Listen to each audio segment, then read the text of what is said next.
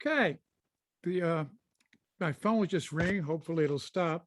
I am posting in the chat an invitation to a reading I have on Veterans Day here in the United States, and that will be on Veterans Day. I'll be reading a lot from this chapbook, World War II and Other Poems. I'm going to read three short ones of them now. Vietnam, 1968. I was at a dedication of a memorial at the parish church of my youth last week. A memorial to honor those from the neighborhood who gave their lives during that awful war. The priest who not only grew up in the neighborhood, but also served there for many years was one of the speakers. He was well qualified to speak on Vietnam. He won a Silver Star and two bronze ones. The day brought back terrible memories of that ugly war, not only the dead brothers of friends being commemorated, but of a nation that behaved very badly. We had construction workers beating up anti-war protesters on Wall Street, and a country torn apart by the war was turning its back on those who did their country's bidding and then returned. Home injured, which we now call PTSD, or a victim of Agent Orange. Some were upset that we were in Vietnam and pointed at the lies told us by two presidents, while others were aghast that we pulled out of a war that we did not win. However, the American soldier had no responsibility for any of that. He or she only did what they were ordered to, and at great peril to themselves. The country grew up a lot after that. When we came home to another war of dubious cause in Iraq, we did not turn our back on the veterans, no matter what our positions were on the conflict.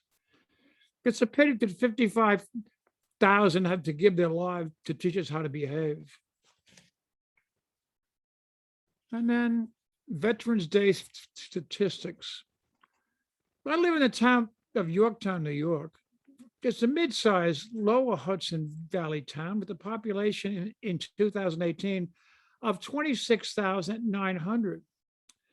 If I multiply that by 1.5, I get 55,350. That's a lot of people.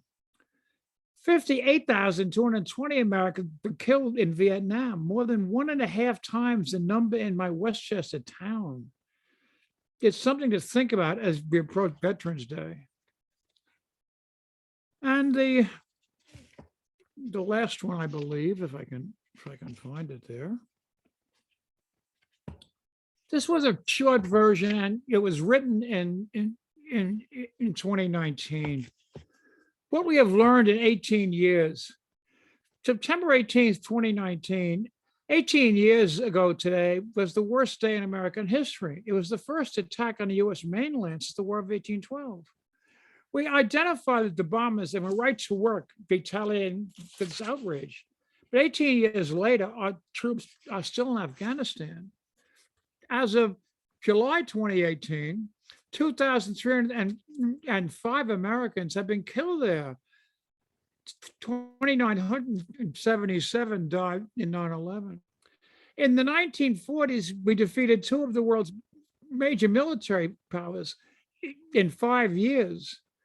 Yet 18 years after 9/11, we are still in Afghanistan.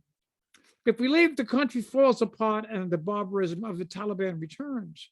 If we stay, more Americans are killed. And the war goes on and on and on. As American military deaths approach the number killed on 9/11, though some must be smiling from the bottom of the ocean. Thank you for putting up with me, and I hope you'll all come to hear more on Veterans Day at 2 o'clock Eastern.